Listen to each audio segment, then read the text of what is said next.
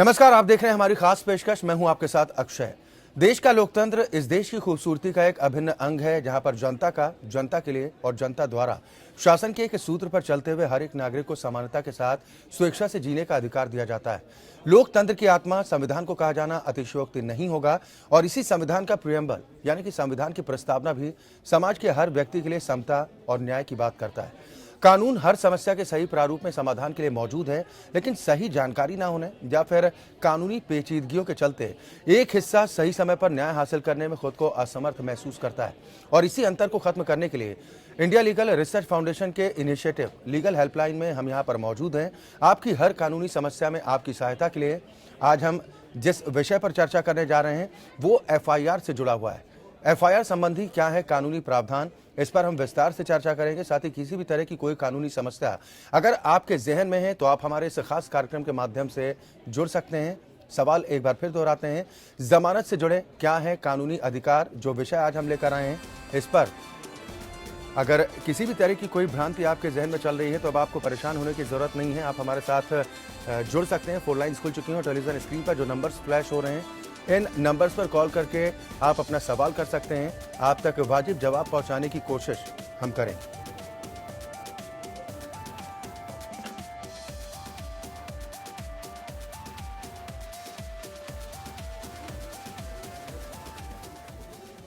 या तो आज जिस विषय के साथ आए हैं वो है FIR से जुड़ा, जमानत से जुड़े क्या कानूनी प्रावधान है।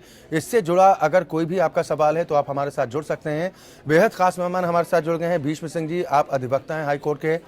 भीष्म सिंह जी, बहुत स्वागत है आपका हमारे साथ इस कार्यक्रम में शामिल होने के लिए। आज जिस विषय के साथ हम आए हैं FIR संबंधित के आखिर जमानत संबंधी कानूनी अधिकार क्या कुछ हैं, सबसे पहले यही जानना चाहेंगे कि कस्टडी क्या होती है। देखिए, जहाँ तक कस्टडी की हम बात करें, कस्टडी ली जाती है एक एक्यूज्ड की जिसके अगेंस्ट इंफॉर्मेशन है एक अपराध होने की, कि उसने एक अपराध किया है। उसकी अपीयरेंस जो है concern police station, concern investigation officer, plus यदि मामला विचाराधीन कोर्ट में हो तो कोर्ट के समक्ष उसकी अपीयरेंस को इंश्योर करने के लिए कस्टडी ली जाती है। तो इसमें कस्टडी जब हमारे इंश्योर हो जाते हैं कि हाँ भाई पुलिस कस्टडी में है और व्यक्ति को उसकी फ्रीडम भी कर्टेल ना हो, इस चीज़ के लिए ज़मानत का प्रावधान बनाया गया है।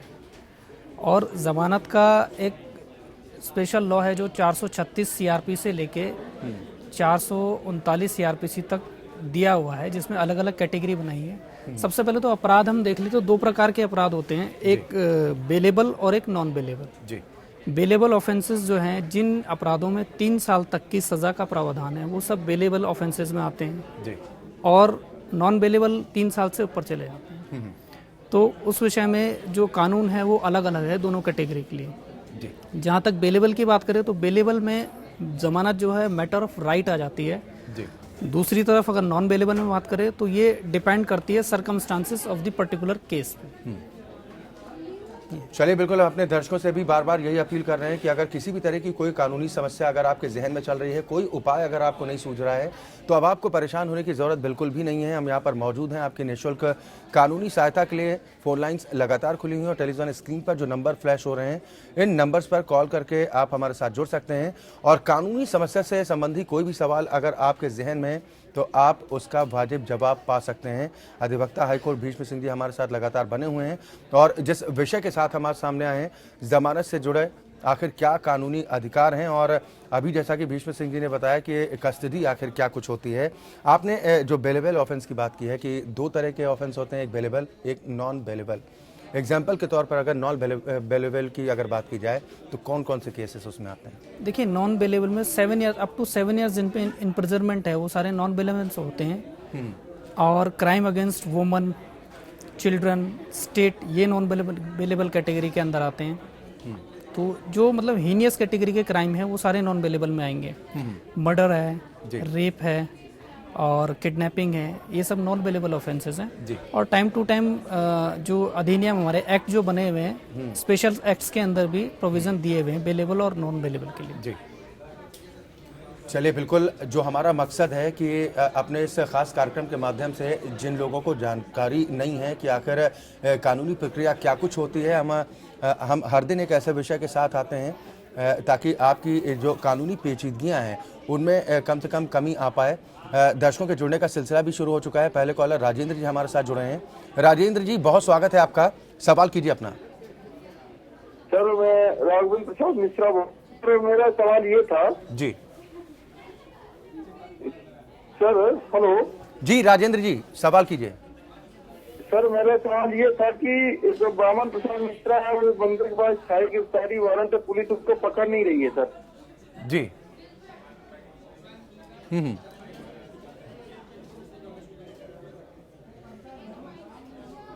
राजेंद्र जी, आप स्पष्ट तरीके से सवाल कीजिए। सवाल क्या है आपका?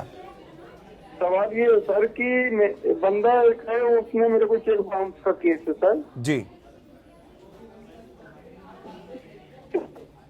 जी जी, चलिए, जहां तक सवाल समझ में भीष्म सिंह जी आया है कि पेमेंट से जुड़ा ये पूरा मसला है, चेक बाउंस हुआ है, उसको लेकर क्या कुछ कानूनी कार्रवाई कर सकते हैं? देखिए, चेक बाउंस का जो केस है वो गवर्न होता है सेक्शन 138 नेगोशिएबल इंस्ट्रूमेंट एक्ट में, और ये एक समन ट्रायल है, बेलेबल ऑफेंस है।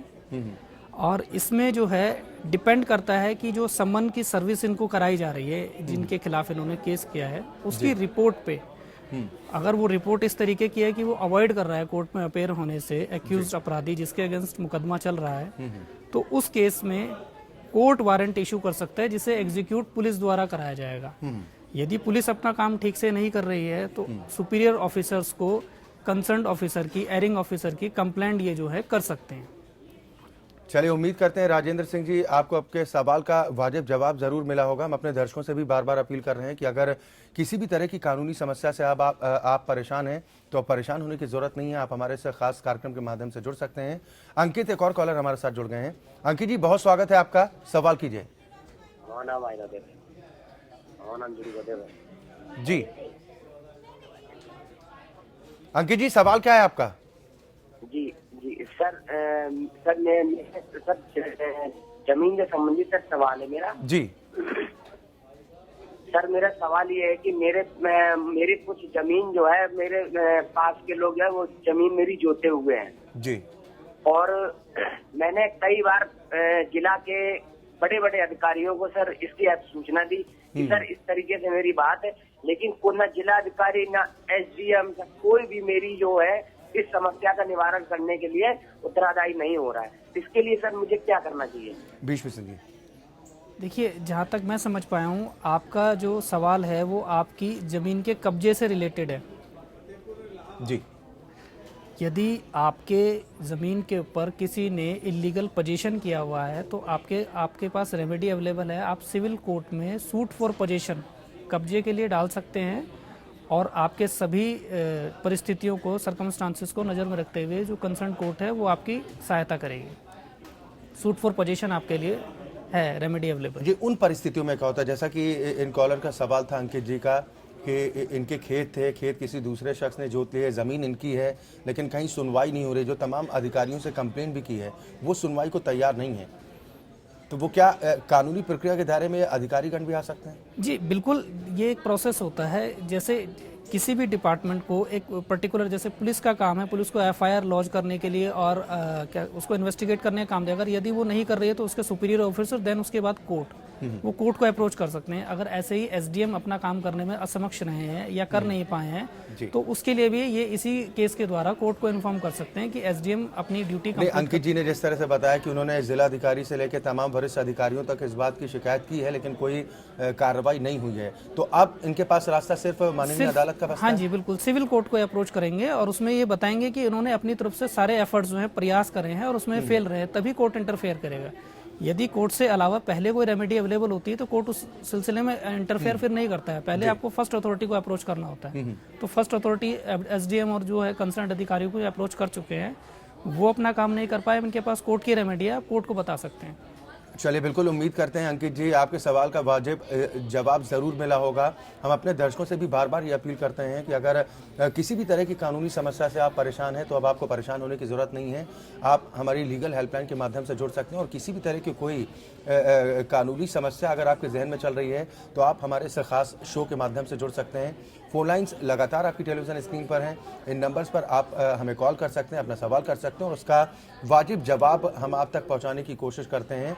सभी को निःशुल्क कानूनी सहायता पहुंचाने के उम्मीद के साथ इस कार्यक्रम की शुरुआत हुई है। लगातार दर्शक भी हमारे साथ जुड़ रहे हैं। अमित जी अगले दर्शक इंदौर से जुड़े हैं। अमित जी, बहुत स्वागत है आपका, सवाल कीजिए।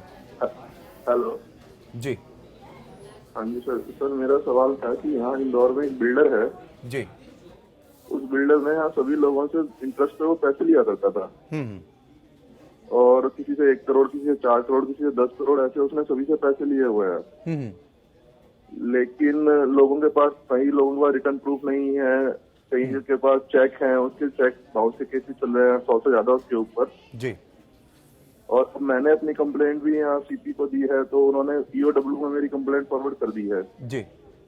लेकिन ईओडब्ल्यू सेल वाले उसमें आगे काम नहीं कर रहे हैं। वो कहते हैं कि हम इसमें आगे इन्वेस्टिगेशन नहीं कर रहे हैं, क्योंकि इन्वेस्टिगेशन इसलिए नहीं कर रहे हैं क्योंकि हर किसी को पता है कि ये बिल्डर फ्रॉड है और इसने ये स्कैम किया है। कभी यहाँ पर एक सुसाइड केस भी हुआ है जिसमें इसके खिलाफ 306 का आईपीसी 306 की एफआईआर हुई है, लेकिन उसमें भी आगे कोई कार्रवाई नहीं हुई है। भीष्म सिंह जी, क्या सलाह देना चाहेंगे ना?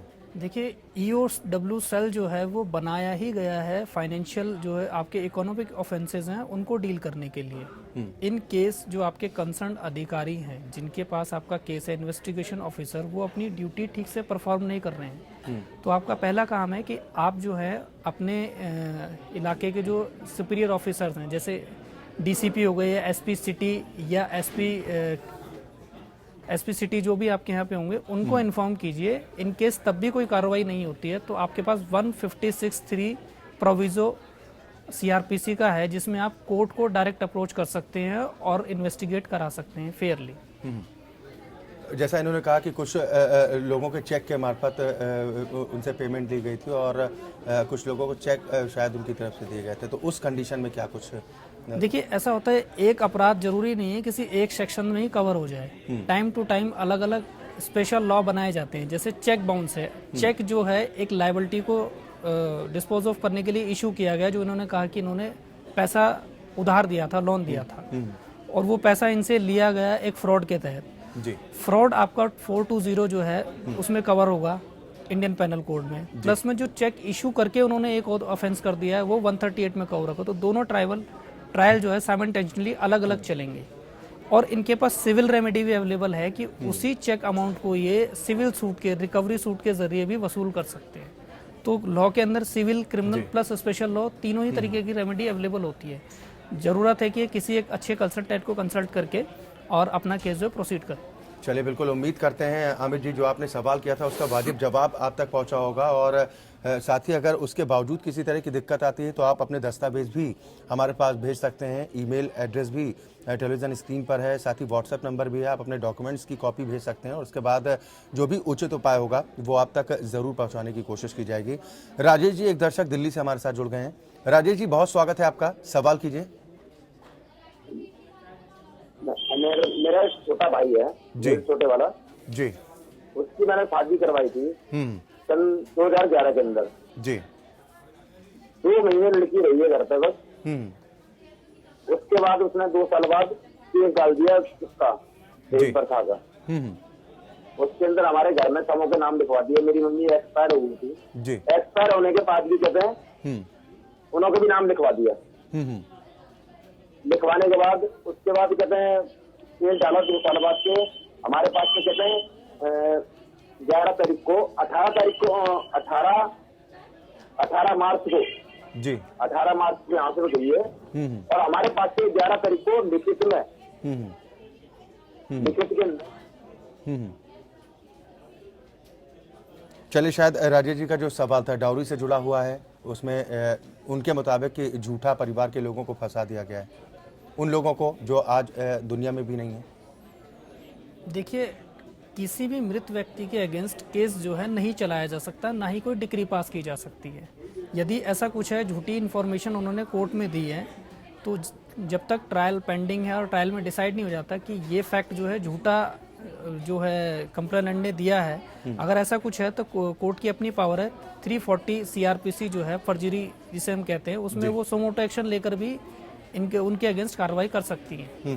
तो पेंडेंसी जब तक केस की है और ये डिसाइड नहीं हो जाता, ये साबित नहीं हो जाता कि उन्होंने कुछ झूठ बोला है या झूठे एलिगेशन लगाए हैं, तो तब तक जो है पॉसिबल नहीं है। इसमें ज़रूरत है कि आप उनके इस एलिगेशन को झूठा साबित करने की कोशिश करें और केस को ठीक से कंटेस्ट करें। जी, अक्सर इस तरह के मामले सामने आते हैं, जैसा कि अभी राजेश जी का भी सवाल था कि नाजायज़ तरीके से फंसा दिया जाए दहेज प्रताड़ना के नाम पर। तो इसको लेकर क्या जो आरोपी पक्ष है वो भी किसी तरह की कोई अपील कर सकता है जाकर?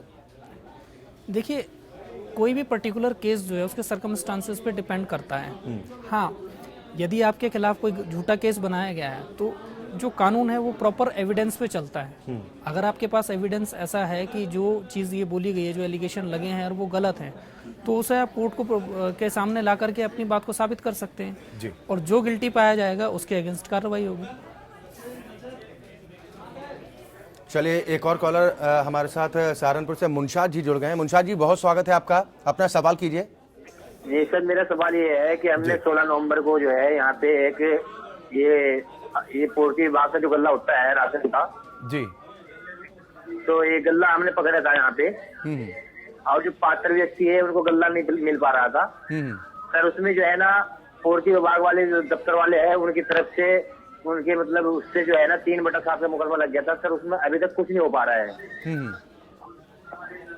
तो उसके बारे में जानकारी लेना चाह रहा हूँ सर। भीष सिंह जी, क्या मैं समझ नहीं पाया ये मतलब क्या? सर, एक बार सवाल संक्षेप में दोहरा दीजिए, क्या मामला है और क्या चाहते हैं आप? सर हम चाहते हैं, हेलो, सबसे पहले आप अपने टेलीविजन का वॉल्यूम पूरी तरह से बंद करें ताकि आपकी आवाज ठीक ढंग से आ पाए। हाँ जी मुनशाद भाई, सबसे पहले अपने टेलीविजन का वॉल्यूम बंद कर दें, आपकी आवाज ठीक ढंग से नहीं आ पा रही है। सवाल कीजिए अब। जी सर, सवाल ये है कि मैं 16 नवंबर को जो है 16 अक्टूबर को नवंबर को हमने यहाँ पे जो है ना राशन डीलर का जो खाद्य पूर्ति का जो गल्ला होता है, जी जी, हमने करीब 26 क्विंटल गल्ला जो है ना वो गांव में से ब्लैक होता हुआ पकड़ा था जी। मतलब मौके पे मौजूदा जो लोगों ने जो देख के पुलिस से फोन किया था, ITM को फोन किया था, तो पुलिस उसमें जो है ना सर अब मुकदमा 3/7 का उसमें जो है ना पूर्ति दफ्तर वालों के साथ उससे लग गया था।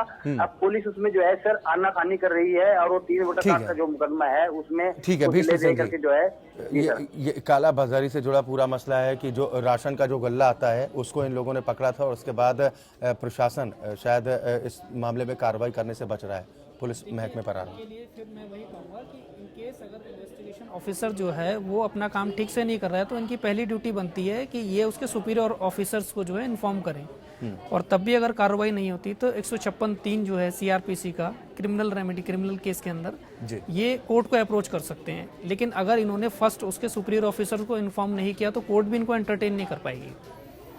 चलिए, बिल्कुल मुनशाद भाई, उम्मीद करते हैं कि जो उपाय भीष्म सिंह जी की तरफ से आपको बताया गया, अगर वो रास्ता आप अख्तियार करते हैं तो निश्चित तौर पर आपको सहायता जरूर पहुंचेगी। फिलहाल बहुत शुक्रिया हमारे साथ जुड़ने के लिए। अनिल दुबे जी अगले दर्शक मिर्जापुर से जुड़ गए हैं।